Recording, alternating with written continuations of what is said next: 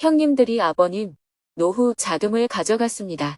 어떻게 관계를 회복해야 할까요? 2025년 11월 5일 부탄 출발, 방콕 경유. 안녕하세요. 오늘은 부탄 방문을 마치고 한국으로 돌아가기 위해 8호 공항을 출발하여 방콕으로 이동하는 날입니다. 스님은 새벽 수행과 명상을 마친 후 공항으로 출발하기 전에 새벽 5시에 부탄 JTS 활동가들과 잠시 업무에 대해 논의를 했습니다. 먼저 스님이 주민들과 같이 일할 때 몇 가지 유의해야 할 점을 이야기했습니다. 사업을 너무 밀어붙이지 마세요.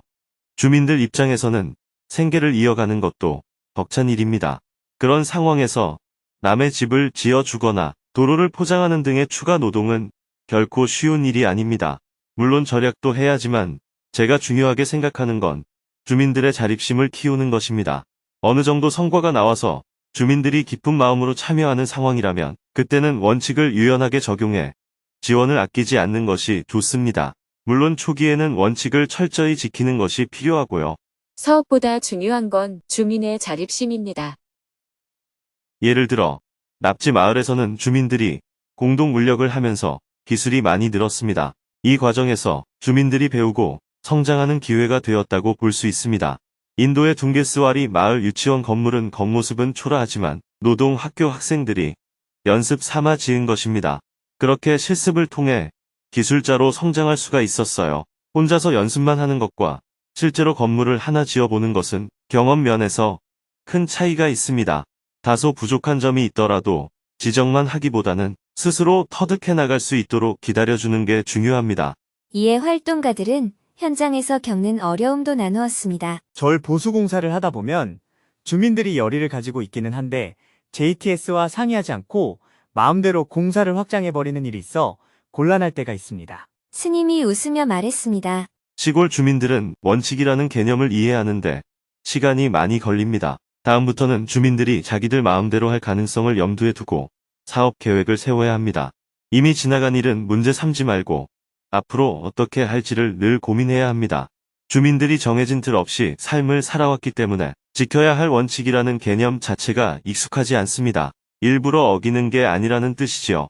날짜 개념도 희미해서 며칠까지 마무리하자 라고 약속을 해도 지켜지기 어려운 경우가 많습니다.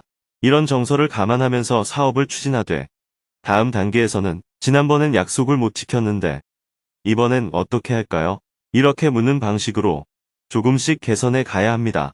업무 논의를 마치고 부탄 JTS 활동가들은 출국하는 스님께 선배로 인사를 드렸습니다. 부탄 정부에서 스님의 공항 이동을 위해 차량을 지원해 주었습니다. 부탄 정부의 JTS 프로젝트 담당자인 이 스님이 오늘 쉬는 날임에도 불구하고 스님을 배웅하기 위해 새벽부터 숙소로 찾아왔습니다. JTS 활동가들도 공항까지 스님을 배웅했습니다. 8호 공항에 도착하여 스님은 JTS 활동가들과 작별 인사를 나누었습니다. 스님, 안녕히 가세요. 수고했어요. 방콕행 비행기가 연착이 되어서 스님은 1시간 30분을 더 기다리다가 비행기에 탑승했습니다. 오전 9시 30분에 8호 공항을 출발한 비행기는 3시간 10분을 이동하여 현지 시각으로 오후 1시 40분에 방콕 공항에 착륙했습니다. 공항을 나오자 정토회 회원인 황소연 님이 마중을 나와 스님을 반겨주었습니다. 스님은 황소연 님과 함께 JTS 연수원 설립을 위한 부지를 답사했습니다. 지난 9월에도 방콕에 있는 2개의 공항에서 1시간 이내에 갈 수 있는 JTS 연수원 후보지 몇 곳을 둘러보았는데요. 오늘도 한 곳을 더 답사하고 살펴보았습니다. 답사를 마친 후 한국으로 가기 위해 다시 방콕 공항으로 향했습니다. 출국 수속을 마친 후 탑승구 앞에서 원고 교정과 업무를 보다가 밤 10시 20분에 방콕 공항을 출발했습니다. 비행기가 이륙하자 스님은 곧바로 잠이 들었습니다. 밤새 비행기 좌석에 앉은 채로 쪽잠을 잤습니다. 내일은 비행기로 5시간 45분을 이동하여 새벽 6시에 인천공항에 도착한 후 오전에는 서울 정토사회문화회관에서 JTS 활동가들과 허리케인 피해를 크게 입은 자메이카 긴급 구호 방안에 대해 회의를 하고 오후에는 두북 수련원으로 이동할 예정입니다. 오늘은 법문이 없었기 때문에 지난달 24일 대구에서 열린 행복한 대화 증문즉설 강연 중에서 질문자와 스님이 나눈 대화 내용을 소개하며 글을 마칩니다. 형님들이 아버님 노후 자금을 가져갔습니다. 어떻게 관계를 회복해야 할까요? 저는 3남 2녀 중에 막내이고 아버님과 어머님은 92세를 맞이하신 노부부입니다. 아버님은 산골에 사시는데 6개월 전부터 열병으로 많이 힘들어하고 계십니다. 큰형님은 파산과 이혼으로 힘드신지 항상 아버님께 월 20만원, 30만원씩 담뱃값과 술값을 받아 가십니다. 제가 그 모습을 보고 형님, 저희가 용돈을 드리지는 못하지만 아버님 돈을 뺏어가지는 맙시다 하고 충고했더니 그 말이 형님께 쓴소리로 들렸는지 사이가 많이 멀어졌습니다. 그리고 작은 형님은 부동산에 투자하신다면서 은행 금리보다 더 많은 이자를 드리겠다고 하여 아버님에게 1억이 넘는 돈을 빌려갔습니다. 그 돈은 아버님이 생각하시기에 노후 자금이었고 당신을 모시는 사람에게 주려고 하셨던 돈이었습니다. 그런데 형님이 1년이 지나도록 그 돈을 갚지 않아 아버님이 화병이 나 그 돈의 존재를 저에게 말씀하셨습니다. 저는 형님과 형수에게 법적인 절차를 밟아서라도 돈을 돌려받고 싶다는 아버님의 의사를 전했습니다. 형님은 사죄를 하기는 했지만 전액을 갚지는 않고 일부 금액만 갚은 상태입니다. 제가 그 사이에서 또 그 말씀을 드리는 순간 형님과 저는 원수가 되었습니다. 제가 고민되는 건 형님들과 좋은 관계를 회복하고 싶은 것입니다. 저는 부모님에게 그런 금전적인 부분으로 손을 벌리는 게 불효라고 생각해서 한 번도 그런 말씀을 드리지 않았거든요. 제 능력 안에서 해결하거나 은행을 이용해야 한다고 생각하는데 두 형님은 그 나이 먹고 왜 그런 행동을 했을까 싶습니다. 아버님이 너무 연약하고 심성이 고우셔서 쓴소리를 못하시는 것도 있지만 90이 넘은 분이시니까 어쩔 수 없으시지요. 그런 와중에 제가 나서다 보니 두 형님과는 거의 의절하듯이 이번 명절을 보냈습니다. 이런 상태에서 어떻게 하면 제가 형님들과 관계를 회복할 수 있을까요? 형님들 하는 일에 본인이 관여를 안 하면 관계가 좋아지지요. 관여를 안 하고 싶었는데 아버님이 먼저 저에게 부탁하셨거든요.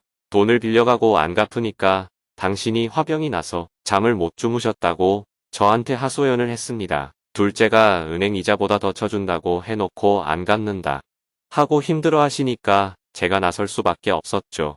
그럴 때는 아, 그러셨어요. 이러고 말지. 나서기는 왜 나서요? 제가 거기서 칼을 빼든 덕분에 다행히 돈을 일부 돌려받았습니다. 그런데 제사를 주관하시던 형님이 이번 제사에 참석도 하지 않고 추석 때 방 안에 들어오지도 않고 제기와 제사상만 병풍과 함께 두고 가셨습니다. 길게 고민할 필요 없어요. 관여하려면 욕 얻어먹을 각오를 해야 하고 욕 얻어먹기 싫으면 관여를 안 하면 됩니다. 그렇죠. 이미 관여한 상태니까 앞으로는 관계를 봉합하고 싶어서요. 욕을 얻어먹으면 됩니다. 관여했으면 욕을 얻어먹어야죠. 관계가 나쁘면 뭐 어떻습니까? 부부관계가 나쁘면 애들한테 큰 영향을 주지만 형제간의 관계가 나쁜 경우는 안 만나면 됩니다. 별일 아닌 걸 가지고 고민을 하고 그래요. 저는 형님들의 그런 모습이 아버님에게 고통을 주는 것 같아서 마음이 너무 아픕니다. 그렇게 마음이 아프면 그냥 질문자 돈으로 아버지한테 갚아드리면 되지요. 결국은 자기 돈은 하나도 안 내놓고 문제를 해결하려니까 힘든 거잖아요. 저는 형님들과는 달리 결혼과 동시에 수년 동안 아버님께 용돈을 드렸었거든요. 그 얘기가 아니에요. 제 말은 큰 형님이 아버지한테 용돈을 받아가든 안 받아가든 그건 질문자가 관여할 일이 아니라는 겁니다. 그건 아버지와 자식 사이에 있는 일인데 본인이 주제넘게 거기에 관여했다는 거예요. 질문자는 자꾸 용돈은 못 줄지언정 뺏어가지는 마시오 라고 하는데 누가 뺏어갔나요? 형님은 뺏어간 게 아니라 아버지한테 얻어간 겁니다. 질문자가 아버지한테 돈을 안 가져갔으면 그건 잘한 일이에요. 그런데 나는 안 가져갔는데 너는 왜 가져가나 하는 생각은 잘못된 생각입니다. 아버지가 자기 돈을 자식한테 주든 어떤 여자한테 주든 그건 아버지의 자유예요. 첫째, 본인이 관여할 일이 아닌데 관여했다는 겁니다. 둘째, 아버님이 둘째가 나한테 돈을 가져가서 안 갚는데 네가 얘기 좀 해라 하고 부탁을 하시면 아버님 형제간에 오해가 깨져도 괜찮습니까? 이렇게 먼저 물어봐야 합니다. 그게 무슨 소리냐고 되물으시면 이렇게 말하면 됩니다. 제가 관여하면 형님이 기분 나빠하실 겁니다. 그러면 우리 형제의 우애가 깨집니다. 우애가 깨져도 괜찮다고 생각하시면 제가 관여하고, 우애가 깨지면 안 된다고 생각하시면 아버님이 직접 얘기하십시오. 이미 예측이 가능한 일이잖아요. 그리고 내가 사업을 하는데 돈이 좀 부족하다고 칩시다. 아버지가 돈이 있다면 누구나 그 돈을 빌리려고 하기 마련입니다. 옛날에는 임금 밑에 왕자가 5명이 있다고 하면 그들은 형제인 동시에 왕위 계승을 다투는 관계가 되었습니다. 그래서 형제간에 서로 죽이는 일이 생겼던 겁니다. 어떻게 형제를 죽이나 하는 생각은 잘못된 생각이에요. 역사적으로도 그런 일은 수없이 일어났습니다. 인도에서도 99명의 형제를 죽이고 왕이 되었다는 기록이 여러 번 나옵니다. 아소카 왕도 마찬가지예요. 인도의 최고 성군이라고 불리지만 실제로는 100명의 형제를 죽이고 왕이 된 사람입니다. 아버지가 돈이 있기 때문에 형제 간의 갈등이 생기지, 은행 돈은 형제 간의 갈등을 일으키지 않아요. 부모님이 가진 돈은 형제 간 경쟁의 대상이 될 수밖에 없습니다. 큰 형님도 아버지 돈을 솔솔 빼가고 둘째 형님도 큰 돈을 빼가는데 나는 그러지 못하니까 지금 기분이 좀 나쁜 겁니다. 그렇다고 나도 아버지 돈을 빼가려니까 양심의 가책을 느끼는 거죠. 그것뿐이에요. 부자는 아닌 것 같은데요. 그렇다면 질문자가 관여를 안 해야지요. 본인은 잘난 척 얘기를 하는데 하나도 잘난 게 없어요. 오히려 형은 돈이라도 빼먹는데 본인은 빼먹지도 못하잖아요. 돈도 못 빼먹고 형제간의 오해도 깨지고 마음도 괴롭고 그게 바보 중에 상 바보지요. 그걸 무슨 자랑이라고 얘기해요? 질문자는 잘난 게 아니라 어리석은 겁니다. 첫째, 형제간의 오해를 생각한다면 관여하지 말아야 합니다. 아버지가 얘기해도 그런 일은 아버님이 직접 얘기하십시오. 하고 관여를 안 하는 게 필요합니다. 둘째, 아버지가 부탁해서 관여를 하려면 이 문제는 형제간의 금이 갈 수밖에 없다는 걸 알고 금이 가도 내가 해결하겠다 라는 각오로 임해야 돼요. 그래서 돈을 돌려받았다면 다행이고 형제간의 오해가 좀 깨진 것은 개의치 말아야 합니다. 예를 들어서 제가 굶주리는 북한 동포들을 돕는다고 하면 불쌍한 사람들을 도와준다고 칭찬하는 사람도 있고, 우리가 보낸 식량이 총알되어 돌아온다 라고 하면서 비난하는 사람도 있습니다. 국제사회에서는 대체로 지지합니다. 적대적인 국가에 사는 어려운 사람들을 도우니까 엄청난 자비심을 가지고 있는 휴머니스트라고 표현합니다. 하지만 우리 사회에는 북한을 미워하는 사람들도 많습니다. 그 사람들은 북한이 그리 좋거든 아예 북한으로 가라 하고 욕을 합니다. 배고픈 사람 돕는 걸 가지고 욕하느냐고 하면서 억울해할 수도 있지만 이런 일은 이미 욕을 얻어먹을 게 예정되어 있는 겁니다. 욕을 얻어먹기 싫으면 지원 활동을 안 하면 되고, 지원을 했으면 욕 얻어먹는 것을 받아들여야 하는 거예요.